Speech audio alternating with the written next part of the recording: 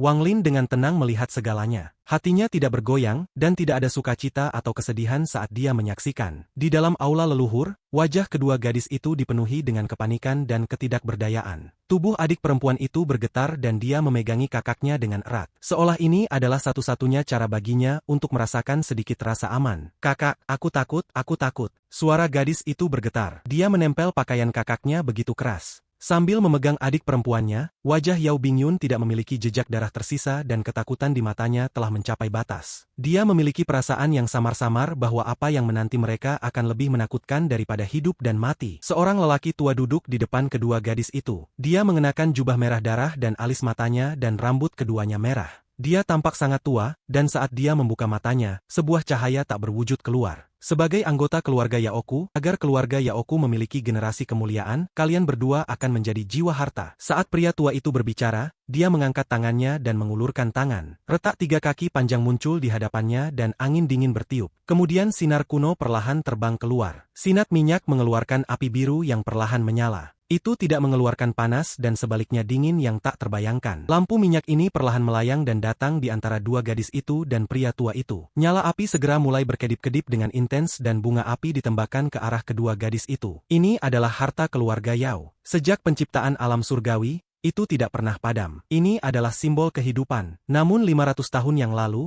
itu menunjukkan tanda-tanda pemadaman. Orang tua ini menghitung untuk waktu yang lama dan akhirnya menemukan alasannya. Jiwa harta akan segera menghilang, dan begitu hilang, api akan padam sepenuhnya. Jadi orang tua ini menghabiskan 300 tahun mengekstraksi bagian dari jiwa harta, dan kemudian memasukkannya ke anggota yang paling berbakat dari klan Yao. Setelah memelihara selama 200 tahun, dia melahirkan kalian dua saudara perempuan. Ini adalah takdirmu, kamu tidak bisa lepas darinya. Kamu dilahirkan untuk menjadi jiwa harta. Suara lelaki tua itu sangat tenang. Setelah dia berbicara, nyala api dari lampu minyak segera meningkat. Nyala api dengan cepat berubah menjadi awan api. Saat awan api ini bergerak, itu berubah menjadi iblis. Itu memiliki 2 tanduk dan tubuhnya sangat besar. Seluruh tubuhnya terbuat dari api dan segera bergegas keluar. Iblis kuno. Saat dia melihat ini, pikirannya bergetar. Iblis yang dibentuk oleh api adalah iblis kuno. Saat itu muncul, seluruh aula leluhur diselimuti api. Iblis kuno yang ganas membuka mulutnya dan menerkam ke arah kedua gadis itu. Gadis yang memegang pakaian kakaknya berseru, "Kakak!" Ketakutan di dalam suara itu bahkan bisa menyebabkan hati Wang Lin bergetar. Wajah kakak perempuan itu pucat dan kengerian di wajahnya telah mencapai batas. Dia sangat takut. Dia tidak pernah setakut ini. Ketika dia melihat iblis itu mendekat, kakak perempuan itu dipenuhi ketakutan dan tanpa sadar mundur selangkah. Adik perempuannya sekarang ada di depannya. Iblis itu menelannya dan segera mundur. Pakaian kakak itu robek oleh cengkeraman erat adik perempuan itu. "Kakak, selamatkan aku!" Tangisannya yang menyedihkan bergema di aula leluhur. Saat iblis melahapnya, tiba-tiba berhenti. Kakak perempuan itu duduk di tanah dan air mata keluar dari matanya. Dia menggigit bibir bawahnya sampai darah keluar dan matanya penuh dengan penyesalan. Dia berdiri dan bergegas menuju iblis. "Adik perempuan, kembalikan adik perempuanku." Tubuh iblis berputar dan kembali ke lampu minyak tanpa jejak. Api di dalam lampu minyak bersinar terang. Namun, ada gambar yang jelas tentang seorang gadis yang berjuang di dalam nyala api. "Kakak." Pria tua yang melihat semua ini mengungkapkan tatapan misterius. Dia melambaikan lengan bajunya dan kakak perempuan itu didorong ke samping. Dia menatap nyala api dan secara bertahap mengungkapkan senyum. "Aku tidak berpikir bahwa hanya perlu satu orang untuk menjadi jiwa harta. Lupakan saja, karena ini masalahnya. Kamu boleh hidup." Kakak perempuan itu seperti orang tanpa jiwa. Matanya kosong saat dia menatap lampu minyak. Penyesalan di wajahnya seperti banjir yang menenggelamkannya. "Adik kecil, aku tidak bersungguh-sungguh. Aku benar-benar tidak bersungguh-sungguh. Aku seharusnya yang dilahap." Wajah Yao Bingyun dipenuhi dengan air mata dan tubuhnya bergetar. Pada saat ini dia tidak merasa takut, hanya penyesalan tanpa akhir. "Aku seharusnya tidak mundur. Sebelum ibu pergi, dia menyuruhku untuk merawat adik perempuanku, tapi aku tidak melakukannya. Aku seharusnya tidak mundur." Yao Bingyun menatap sedih pada lampu minyak saat dia menggigit bibirnya dan berlutut. Dia menangis, "Kakek leluhur, aku bersedia menjadi jiwa harta. Bahkan jika itu untuk seumur hidup, aku bersedia tanpa keluhan sedikit pun. Tolong, kakek leluhur, biarkan Mengyun keluar sebagai imbalan bagiku untuk menjadi jiwa harta. Tolong, leluhur, saya mohon padamu." Wajah Yao Bingyun dipenuhi dengan air mata dan dia terus bersujud sampai darah keluar dari dahinya. tetapi dia tidak berhenti. Dia terus mengemis, dan suaranya cukup untuk menggerakkan hampir semua orang. Perilakunya bahkan menyebabkan Wang Lin terdiam. Tangisan bergema di dalam aula leluhur dan bahkan keluar dari aula leluhur ke telinga Yao Yun. Matanya memerah saat dia mengaum dan berjuang untuk berdiri. Saat dia akan bergegas masuk, kekuatan keluar dari dalam kuil dan Yao Yun batuk darah saat dia diusir. Keluarga Yao akan mati. Pria tua itu memandangi Yao Bingyun yang berlutut dan memohon. Suara sedihnya telah mengaliri pikirannya dan lelaki tua itu hanya bisa terdiam. Jejak kebingungan yang jarang muncul di matanya telah muncul. Namun saat kebingungan muncul, itu segera ditekan olehnya. Tangan kanannya meraih kekosongan, menyebabkan lampu jatuh ke tangannya, dan dia dengan tenang berkata, "Ini adalah takdir Yao Mengyun. Aku tidak punya niat mengubahnya." Saat dia berbicara, dia meletakkan lampu minyak kembali ke celah. Dia kemudian melambaikan lengan bajunya dan retakan perlahan menutup. "Adik kecil." Yao Bingyun menatap celah yang menghilang dan menjerit sangat sedih. Yang mengejutkan adalah bahwa Dao Wang Lin terpengaruh dan hampir runtuh. "Adik kecil, kamu harus kuat dan tunggu kakak. Aku masih belum membawamu ke tukang permen. Aku belum membawamu untuk menemukan ibu. Adik, kuatlah dan tunggu kakak untuk menyelamatkanmu. Adik, kakak pasti akan datang dan menyelamatkanmu. Ini adalah janjiku kepadamu, ini adalah komitmen kakak." Seiring dengan tangisan sedih, semua yang dilihat Wang Lin runtuh. Aula leluhur tidak lagi ada di sana. Lampu minyak sudah tidak ada lagi. Orang tua itu sudah tidak ada lagi. Celah itu sudah tidak ada lagi. Semuanya hancur dan kembali ke kehampaan sebelumnya. Satu-satunya yang ada adalah Yao Bingyun yang duduk di tanah. Matanya dipenuhi penyesalan dan kedinginan. "Siapapun yang bisa menyelamatkan adik perempuanku, aku akan menjadi budakmu selama beberapa generasi. Bahkan jika itu berarti aku harus menjadi tanpa hati nurani. Selama aku bisa menyelamatkan adikku, aku bersedia." Tidak ada penyesalan. Suara sedih bergema di antara langit dan bumi, mengungkapkan tekad dingin Yao Bingyun, tetapi lebih dari itu ketidakberdayanya. Akal ilahi Wang Lin terkejut. Dia secara pribadi mengalami Dao Yao Bingyun untuk mengkonfirmasi sendiri. Pada saat yang sama, Dao Yao Bingyun terlihat di depannya. Dua gadis kecil yang bergantung satu sama lain tetap berada dalam pikirannya untuk waktu yang lama. "Saya bisa." Yao Bingyun, yang berlutut di tanah, mengangkat kepalanya seolah-olah dia mendengar sesuatu. Namun, tubuhnya perlahan menghilang. Saat semuanya runtuh di depannya, Wang Lin menghela nafas. Adegan lain secara bertahap muncul di hadapannya. Ini di bawah gunung es. Yao Bingyun telah tumbuh dewasa. Dia duduk di bawah gunung es, menatap lurus ke depan. Matanya dipenuhi dengan kesedihan. "Adik kecil, bahkan jika aku tidak memiliki emosi di masa depan dan menjadi orang yang berhati dingin, aku tidak akan melupakanmu. Kuatkan dan tunggu aku."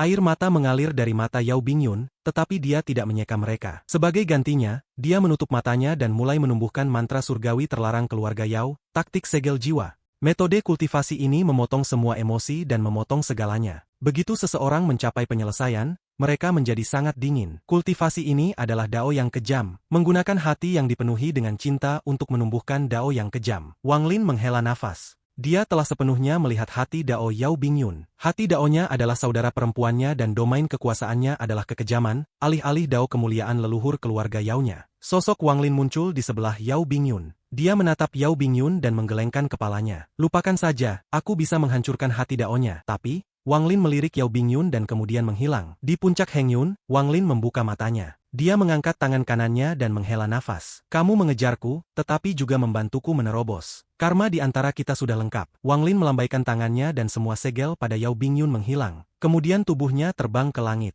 Di udara, Yao Bingyun perlahan membuka matanya. Matanya dipenuhi dengan kebingungan sejenak sebelum dia berhenti dan menatap Wang Lin yang duduk di sana. Matanya dipenuhi dengan emosi yang kompleks. Setelah waktu yang lama, dia dengan lembut berkata, "Apakah kamu percaya pada reinkarnasi?" Saat itu, saat aku berada di dalam aula leluhur keluarga Yao, aku mendengar sesuatu memberitahuku. "Dia bisa." "Apakah itu kamu?" Di puncak Heng Yun, Wang Lin sangat tenang. Dia telah melihat hati Dao Yao Bingyun. Adik perempuannya adalah hati Dao-nya dan satu-satunya kelemahannya. Wang Lin tidak mengangkat kepalanya dan dengan tenang berkata, "Aku tidak bisa membantumu dengan kekuatanku saat ini." Di udara, Yao Bingyun tampak suram. Dia merenung untuk waktu yang lama dan dengan lembut berkata, "Mungkin aku salah dengar." Dia berbalik dengan air mata di sudut matanya dan perlahan-lahan menghilang ke langit. Dari awal hingga akhir, Wang Lin tidak mengangkat kepalanya, tetapi matanya tertutup saat ia terbenam dalam karma Dao-nya. Di dalam tubuhnya, ikan hitam dan putih yin dan yang perlahan berbalik. Mereka muncul di belakangnya dan memadat saat mereka berputar di belakangnya. Setiap rotasi akan menciptakan gaya isap yang terus-menerus menyedot segala sesuatu di sekitarnya. Kemudian semuanya diubah menjadi energi asal yang masuk ke tubuh Wang Lin dengan sebagian diserap oleh manik penentang surga. Demikian pula, permukaan manik berubah. Sebuah gambar yin yang terbentuk dan perlahan-lahan berputar di dalam jiwa asal Wang Lin. Wang Lin tahu bahwa domain karmanya telah mencapai sedikit penyelesaian, memungkinkannya untuk menjadi jasmani. Ini berarti bahwa dia telah mencapai langkah kedua dengan domainnya, dan menjadi seorang kultivator Nirvana Scryer. Jika dia mau, dia bisa menyebabkan pembalasan ilahi turun,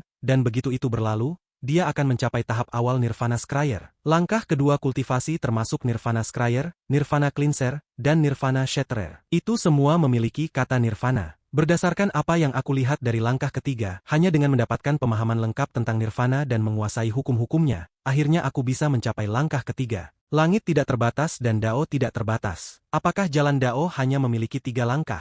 Wang Lin diam saat dia membuka matanya. Mata kirinya berisi yang dan tangan kanannya berisi yin. Itu seperti matahari dan bulan, dan tampak aneh. Saat matanya terbuka, ikan yin dan yang mulai berputar lebih cepat. Rotasi menjadi lebih cepat. Pada akhirnya, puncak Hengyun menjadi pusat pergerakan energi spiritual di seluruh planet ini. Itu mulai berfluktuasi seolah-olah ada sepasang tangan besar yang menggerakkannya, menghasilkan perubahan drastis. Juga, karena ini, badai gila energi spiritual berangkat ke planet Qingling. Meskipun itu tidak terlihat, setiap kultivator tunggal di planet Qingling dapat dengan jelas merasakannya. Sejumlah besar energi spiritual berkumpul menuju puncak Hengyun. Mata Wang Lin mengungkapkan cahaya misterius saat dia mengambil napas dalam dan ikan yin dan yang berhenti berputar. Energi asalku berubah, tapi aku tidak bisa melakukannya di planet Qingling. Kalau tidak planet ini akan runtuh. Wang Lin berdiri dan mengambil langkah menuju kekosongan. Namun setelah satu langkah, ekspresinya berubah dan dia melihat ke kejauhan. Seolah-olah pandangannya bisa menembus kilometer yang tak terhitung jumlahnya. Dia melihat lelaki tua bernama si berjuang untuk berjalan seperti ini. Dia terus berjalan dengan tubuh fana. Seolah-olah itu adalah ziarah dan tujuannya adalah puncak Hengyun. Wang Lin merenung sebelum menarik pandangannya. Dia duduk sekali lagi dan menutup matanya. Waktu perlahan berlalu.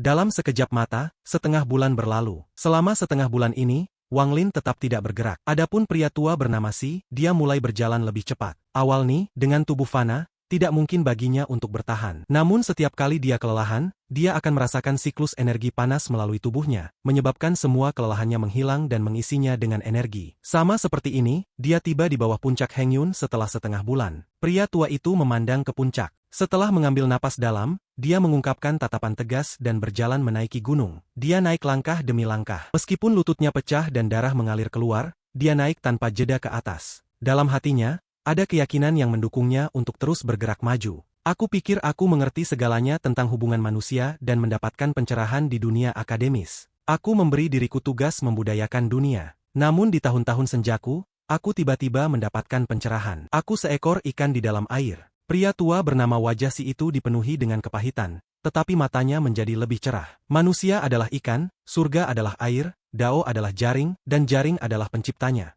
Pada hari ini, dia akhirnya mencapai puncaknya. Di sana ia melihat seseorang berkultivasi dengan sepasang mata yang berisi alam semesta. Meskipun lelaki tua bernama Si itu lelah dan darah di lututnya telah mengering, pada saat ini, seolah-olah dia disambar petir. Raungan gemuruh bergema di dalam tubuhnya, menyebabkan dia merasa seolah-olah jiwanya telah meninggalkan tubuhnya. Untuk sesaat, dia merasa seperti melihat gambar yin dan yang hitam dan putih. Dia segera berlutut di tanah seolah sedang beribadah. Tolong ajari aku Dao. Wang Lin dengan tenang menatap pria tua bernama Si dan merenung sejenak. Orang tua ini adalah manusia terhormat di planet Qingling. Dia berbeda dari manusia lain karena dia memiliki hati Dao. Meskipun sangat ilusi, itu memang ada. Meskipun itu tidak berarti bahwa orang ini cocok untuk mengolah Dao. Bahkan, anak-anak dengan pikiran murni jauh lebih cocok. Hanya saja begitu orang-orang ini menyelesaikan Dao mereka, meskipun tingkat kultivasi mereka tidak akan tinggi, pemahaman mereka tentang Dao akan sangat mendalam, sehingga mereka akan dapat melakukan perjalanan lebih jauh di masa depan. Namun tubuhnya sudah tua dan tidak bisa menahan kekuatan energi spiritual. Akan sulit baginya untuk mengolah Dao. Wang Lin dengan tenang berkata, kamu tidak memiliki banyak kehidupan yang tersisa. Mengolah Dao bukanlah sesuatu yang diperoleh dengan mudah. Sudahkah kamu mempertimbangkannya dengan cermat? Pria tua bernama Si memandang Wang Lin. Matanya dipenuhi dengan tekad saat dia berkata, saat aku berusia 3 tahun, aku belajar kata-kata. Aku belajar puisi pada usia 6. Namaku mengejutkan ibu kota saat aku berusia 14 tahun. Namun hatiku selalu linglung. Aku berkata pada diri sendiri bahwa aku mengerti manusia. Tetapi selalu ada perasaan ditekan oleh dunia. Aku sudah tua dan sudah berhenti mengajar generasi berikutnya. Aku siap untuk menghabiskan sisa hidup dengan linglung dan penindasan. Namun angin yang masuk ke kamarku membuatku bisa menemukan sumber kebingungan itu. Apa itu Dao? Pencerahan di sungai memaksaku untuk membuat keputusan. Bahkan jika aku mati, aku harus membuatnya di sini hanya untuk menemukan Dao. Tolong ajari aku Dao. Terimalah aku sebagai muridmu. Tatapan Wang Lin jatuh pada pria tua bernama Si. Dia menatap mata lelaki tua itu seolah-olah dia bisa melihat melalui pikiran lelaki tua itu. Dia samar-samar bisa melihat pemandangan reinkarnasi di belakang lelaki tua itu. Setelah waktu yang lama, Wang Lin menarik pandangannya dan dengan tenang bertanya, "Siapa namamu?" Orang tua itu menarik napas panjang dan berkata, "Si King, sepanjang hidupku, aku tidak pernah memiliki murid. Karena pencerahanmu adalah penyebab karma yang kubuat, aku dapat menerimamu sebagai murid kehormatan. Aku akan memberimu gunung ini untuk sementara waktu untuk berlatih. Aku tidak akan mengajarkan mantra apapun dan sebaliknya hanya akan memberimu kesempatan untuk memahami." Wang Lin mengangkat tangannya dan menunjuk ke depan. Ikan yin dan yang tiba-tiba berputar. Mereka tampaknya memasuki jari Wang Lin dan kemudian masuk di antara alis Si King. Tubuh Si King bergetar. Matanya dipenuhi dengan kebingungan saat dia jatuh ke tanah. Wang Lin menatap Si King sebelum melambaikan lengan bajunya. Sejumlah besar kabut putih muncul di bawah kakinya dan dia menghilang ke kejauhan. Suatu hari kemudian, Si King membuka matanya. Itu masih dipenuhi dengan kebingungan. Setelah merenung dalam waktu yang lama, dia duduk di puncak gunung, memejamkan mata, dan mulai memahami dengan tenang. Wang Lin tidak segera meninggalkan planet Qingling tetapi pergi untuk menemukan klan abadi. Dia mengambil jimat kuning, tapi tidak ada yang mengenalinya. Mereka merasakan keakraban yang kuat dengan itu tetapi tidak memiliki ingatan tentang itu. Wang Lin pergi sambil merenung. Saat terbang di luar angkasa, Wang Lin tidak bergabung dengan dunia. Dia memiliki akal ilahi yang tersebar, mencari tempat yang ideal untuk berkultivasi. Beberapa hari kemudian, mata Wang Lin menyipit dan dia menuju planet kuning. Ini adalah planet yang sunyi tanpa energi spiritual. Wang Lin menerobos atmosfer dan mendarat di permukaan. Lingkungannya dipenuhi dengan racun. Jika seorang manusia mengambil napas di sini, mereka akan segera mati. Namun ini tidak berpengaruh pada Wang Lin. Setelah dia mendarat,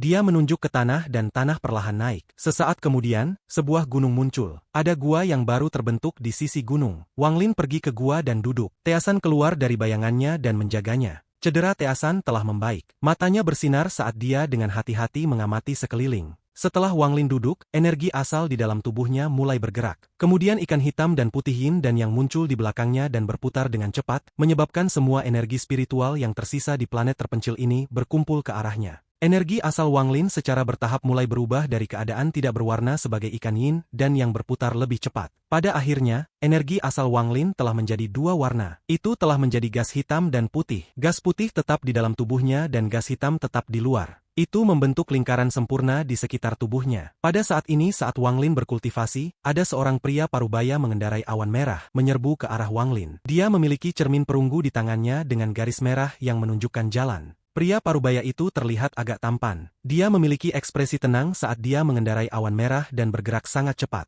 Jika Wang Lin ada di sini, dia akan mengenali sekilas bahwa itu adalah Yao Yun, yang ingin menyelamatkan Yao Bingyun dan saudara perempuannya. Namun meskipun penampilannya tidak berubah, dia tampak menua. Perbedaan terbesar ada di matanya. Meskipun itu tenang, ada perasaan iblis yang dalam dan tersembunyi. Itu seperti nyala api yang berkedip-kedip.